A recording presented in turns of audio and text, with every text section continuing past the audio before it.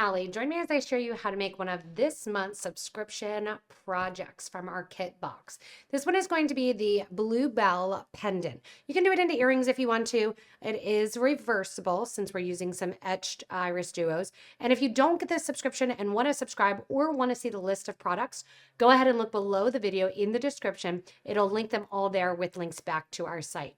Gather up your kit materials and let's get started. So for this pendant, one of the best things about it is that it's reversible if you use one of the sliprets. So we are going to be using one of these beautiful etched IrisDuos along with some RounTrios, some crystals, and some 11-0 seed beads. To begin, I have a size 11 beading needle, 10 or 11 will work, and I have some size 6 dragon thread. We're going to begin with our RounTrios and create our nice little loop in there. 11-0 followed by the outer hole of the RounTrio beads. Doesn't matter which outer hole, just one of the ones not in the middle. We do an 11-0 followed by a RounTrio. And once we have all 4 of those on, we're going to tie this into a loop. I don't need to leave too much thread at the end, just enough to hold on to. So when we're done with the project and done with our bail, we can tie off the thread end to the starter thread. Going to give a nice tight pull here and get that into this little squared shape. From here, I'm going to go through the next 11-0 and the next RounTrio through that first hole. And what we're going to do is step up. We're going from our first hole of our RounTrio bead, RounTrio, I keep saying RounTrio, 3 holes, to our second hole of our RounTrio. So you want to be coming out that middle hole of the RounTrio. From here, what we are going to do is we are going to connect the second holes with 2 seed beads there. So we're going to go in between each one of our RounTrios, connecting the middle holes, adding in 2 more of our seed beads. 2 seed beads go in there, add 2 more, go through again that middle hole of the trio. 2 seed beads, middle hole. And this one's a nice, fast project. It's not too heavy. You could use it as a pair of earrings if you wanted to. It's nice and suited for a nice summer pendant. Going through here then, give a nice tight pull. And you should have the outer hole open and then 2 seed beads sitting between or sitting right on top of 1 from the innermost hole. From here, we're going to go in and add 3 of our IrisDuos along the top of our RounTrio. 1 11-0 seed bead is going to go in and around, and 1 11-0 is going to connect to our 2 seed beads that are along the outer edge. So going here from our seed beads, I'm going to go through the first 2 of my 11-0s that I just put on. I'm going to add 1 11-0, skip up to the top hole of the RounTrio, or the outermost hole. We're going to add 1 of our 11-0s followed by 3 of our IrisDuos here. When I add the 3 IrisDuos, I want to make sure that they all sit the same way. So the flat side is going to be to the back, and the bottom is going to be connected with that arch on the top. I have 1 11-0 seed bead on my thread and needle. I'm coming out that top hole of the RounTrio, and I want to string my seed beads, or my 1 seed bead on, and then my 3 IrisDuos sitting, going from the bottom hole from the right-hand side to the left, adding 1 more 11-0, and we're going to go into that RounTrio to the outer hole from the opposite side. And see how that just sits them right there on top. Coming out that top hole there of the RounTrio, add 1 more 11, sew through the 2 seed beads, just like we did to start, add 1 more 11, into the outermost hole of the next RounTrio, and then we're going to do the same thing again. So you're going to grab an 11-0, then you're going to set up your IrisDuos so you make sure that they're all facing the same way. Go through the bottom hole from the right to the left, add, then you're going to add 1 more 11-0 seed bead, and you're going to circle around back through that same RounTrio. Make sure when you do this that all of your IrisDuos are sitting the same way. So when you turn it here, you're going to have the see-through side on one with that little bit of that AB coating, and then the silver on the other side. Coming out another round trio here, 11 goes on through the next 2 beads, and then you start again. So we have 2 sides done of this one, 2 more sides to go. As you finish up adding all of your IrisDuos to the outer edge here, we're going to go in and get ready to put our 4mm bicones in between each of the first holes of our IrisDuos. So you're going to be tempted to go to that outer hole, but we are going to stick to the inside. And what we are going to do is open it up, pour these out. Our threaded needle is currently coming out through the 11 after finishing the last one. I'm going to go into that first 11 seed bead. I'm going to go through my IrisDuos just to get to the third one here. Pop my needle and thread out before, or after rather, the third IrisDuo. 1 11 seed bead gets added, and 1 of my 4mm bead, 1 11 seed bead. After you have those 3 beads added right after the IrisDuo, you're going to go into the next grouping of IrisDuo beads. Again, we're going through that first hole. So we have not progressed at all to the second hole of the IrisDuos.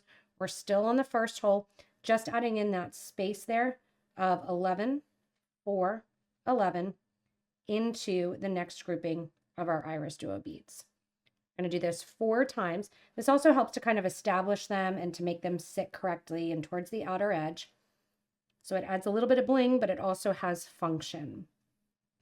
When we're beading, sometimes we add bling and it has no function, but a lot of the beading that I do will have a function for the reason that beads are getting added.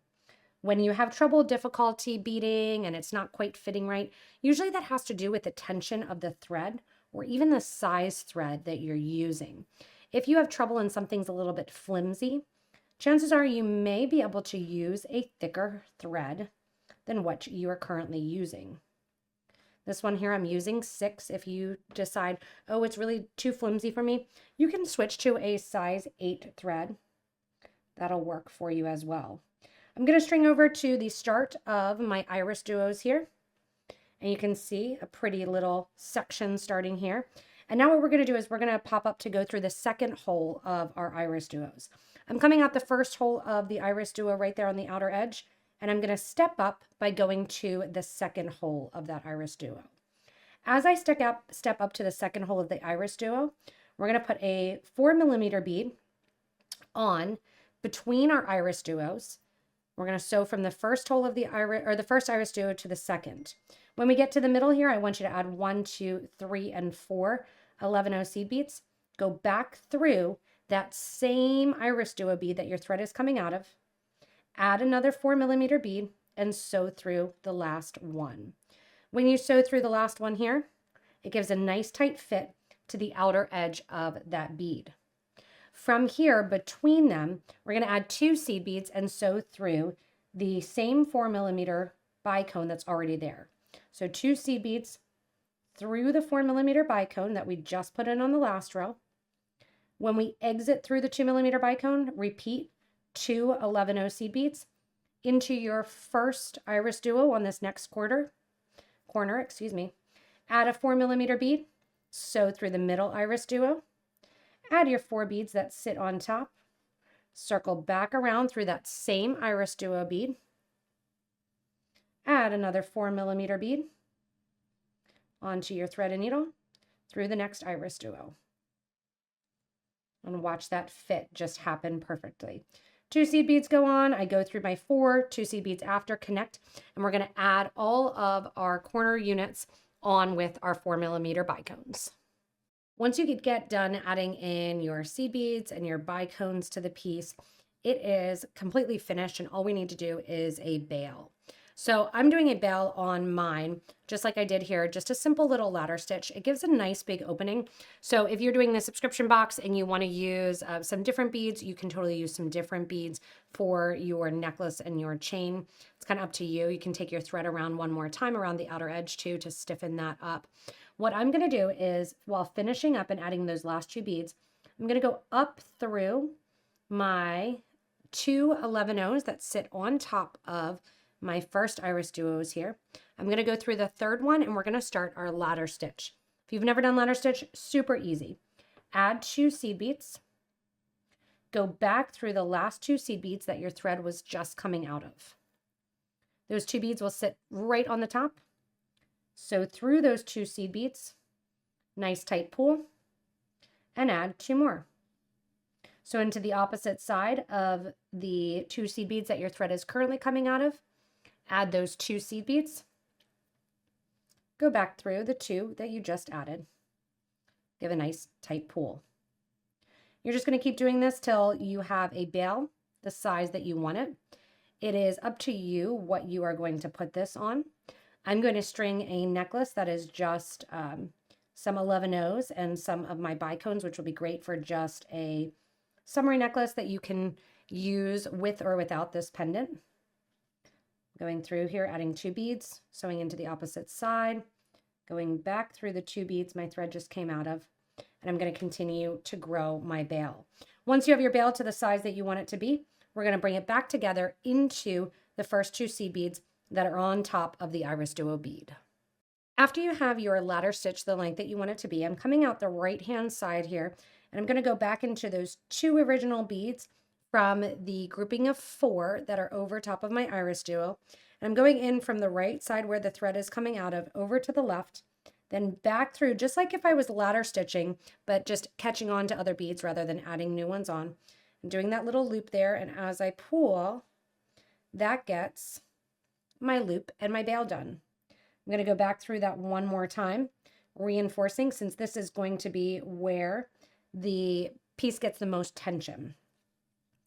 Then coming back down to those original 2. All I'm going to do is turn the piece over, depending on which side you want. You can go through and tighten up the sides again just by going back through that whole outer edge, which will tighten it up. And then once you're back through that whole outer edge, all you're going to do is sew in toward the middle of the design. As you sew into the middle of the design, you can see how my thread and needle is passing through here at a place where I know the thread would have already gone. That way you don't see any thread ends, you don't have any thread showing along the design. It's just kind of following en route the way that the thread went through the bead. Going through then the RounTrio, going back into the middle of the RounTrio, through my beads, back over to where my thread started from that original knot. You can separate it out if you want to, but with this silver line seed bead right next to it, you're never going to see the knot. Grab those 2 thread ends, right over left, left over right. Tie that knot together. Then sew through the next RounTrio bead, pulling that thread and knot a little bit into the RounTrio so you'll never see it. Grab your thread burner, burn down the thread edges, and your nice little Blue Bell pendant, reversible pendant, is completed. Again, you can make it into earrings if you want to, and consider what size you want to make that bail to be able to kind of come on and off the necklaces. From here, and after I burn this down, I'm going to make a necklace very, very simple with my extra supplies. So I've already done this here. Going through, you can do it with beading wire, you can do it with thread and needle. If you're getting the box, you can do it with your crimps and lobsters. I'm making sure when I make this bail that it's big enough for a lobster to go through. If you want to use thread and needle versus crimp and bail, you can grab a pattern of 10 to 12 to 14 of your silver lined light sapphire here, then one of your 4mm beads. You can then do a crimp tube onto your lobster.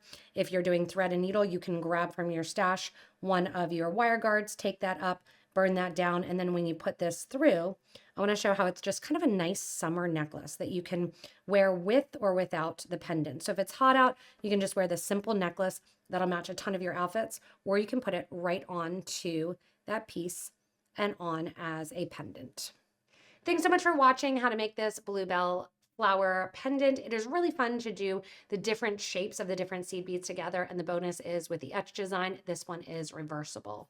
As always, if you do want to subscribe, go ahead and look below the video. We'll put links there to get back to our site, and you just hit the little subscribe button at the top. If you do need also to switch up the colors or anything like that, you can shop for more supplies on our site as well. Post your pictures if you do switch them up in our Facebook group for beading and jewelry making. Thanks so much for watching, Potomac Beaders, and stay tuned for more inspirational designs.